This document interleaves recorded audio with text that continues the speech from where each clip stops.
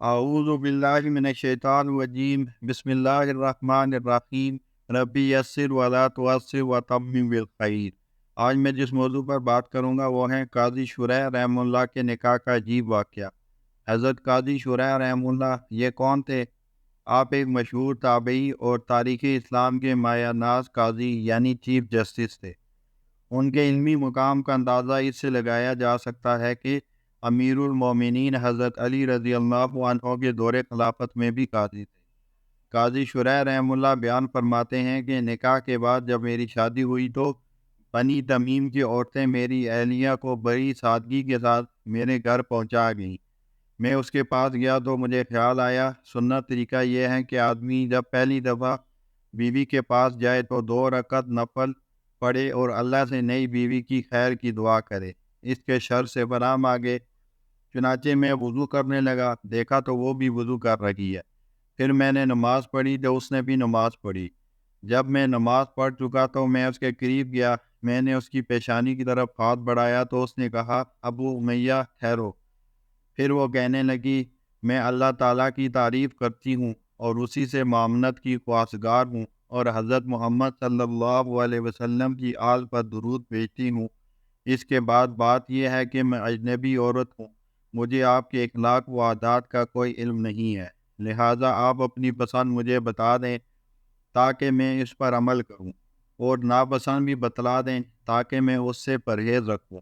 یقیناً آپ کے لیے بھی اپنے قبیلے میں نکاح کے مواقع موجود تھے اور میرے لیے بھی اپنے قبیلے میں نکاح کے مواقع موجود تھے، لیکن اللہ تعالیٰ جب کسی کام کا فیصلہ کرتے ہیں تو ہو کر ہی رہتا ہے۔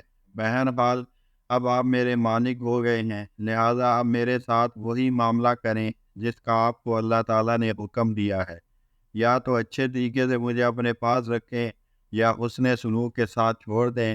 بس میں اپنی یہ بات کہہ کر اپنے لیے اور تمام مسلمانوں کے لیے اللہ عظیم سے بخشش کی دعا کرتی ہوں۔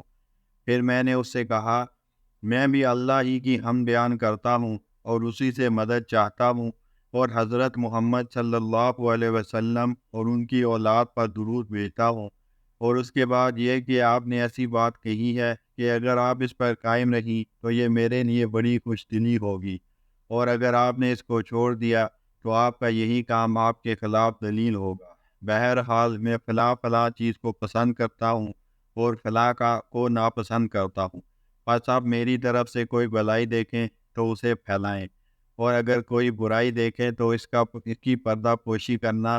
پھر وہ پوچھنے لگی میرے گھر والوں کی ملاقات کے بارے میں آپ کی پسند کیا ہوگی؟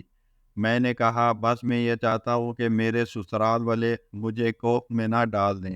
پھر میں نے پوچھا کہ آپ کے کون سے ہمسائے ایسے ہیں جن کا آپ گھر آنا پسند کرتے ہیں تاکہ میں ان کو آنے دوں، اور کون سے ایسے ہیں جن کا آنا آپ کو پسند نہیں تاکہ میں بھی ان کو ناپسند ہی رکھوں۔ میں نے کہا فلاں قبیلے والے صالح ہیں اور فلاں اچھے نہیں۔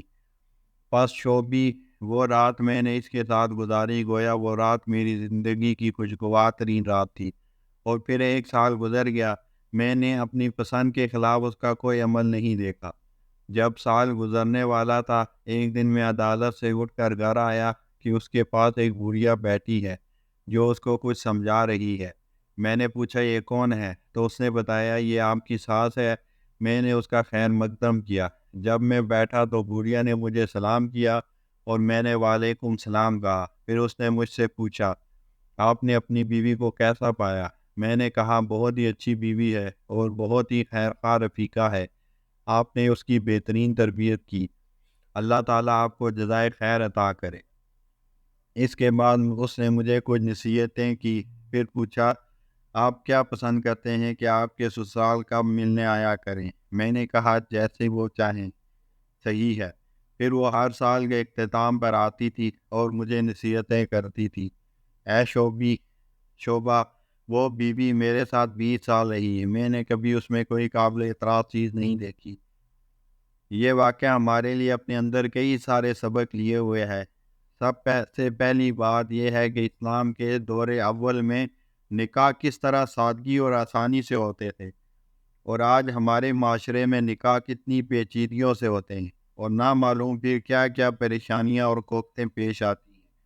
دوسری بات یہ کہ نکاح کے بعد طلاق اگرچہ اچھا عمل نہیں ہے، مگر میاں بیوی میں مناسبت نہ ہو اور گزارا ہوتا نظر نہ آتا ہو تو پھر اس میں کوئی عیب یا عار نہیں ہے، نہ مرد کے لیے نہ عورت کے لیے۔ ہاں یہ ضرور ہے کہ قرآن کریم کی تعلیم کے مطابق عمل کرے کہ رکھے تو اچھے طریقے سے رکھے اور طلاق دے تو بھی اچھے طریقے سے۔ ہمارے ہاں بدقسمتی سے یہ فضا ہے کہ اگر خدا نہ خواستہ میاں بیوی میں نہیں بنتی تو تب بھی ایک دوسرے کو گھسیٹیں گے، اور مرد حضرات تو بعض دفعہ بہت زیادتی کرتے ہیں، نہ اچھی طرح سے رکھتے ہیں نہ طلاق دیتے ہیں۔ یہ بہت بڑا ظلم ہے۔ تیسری بات یہ کہ بیٹی کی شادی کرنے کے بعد ہمارے ہاں بچی کے والدین کا رویہ نامناسب ہوتا ہے۔ خام خواہ بیٹی اور داماد کے معاملات میں مداخلت کی جاتی ہے اور چھوٹی چھوٹی بات پر بیٹی کو گھر بٹھا دیتے ہیں، جس کی وجہ سے بہت زیادہ نقصان ہوتے ہیں۔ کئی سارے واقعات پیش آ چکے ہیں کہ قتل و خون ریزی ہوئی اور اس طرح دو خاندان بربادی کے گڑھے میں جا گرے۔ اس رویے اور طریقہ کار کا اسلام میں کوئی تصور نہیں ہے۔ یہ جاہلانہ اور ہندوانہ ذہنیت ہے۔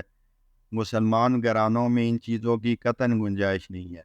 بیٹی اور داماد کے ساتھ خیر خواہانہ اور صلح پسندی کا رویہ رکھیں اور پھر اس کے فائدے دیکھیں۔ اللہ تعالی ہمیں اس پر عمل کرنے کی توفیق عطا فرمائے۔ وآخر دعوانا الحمد للہ رب العالمین۔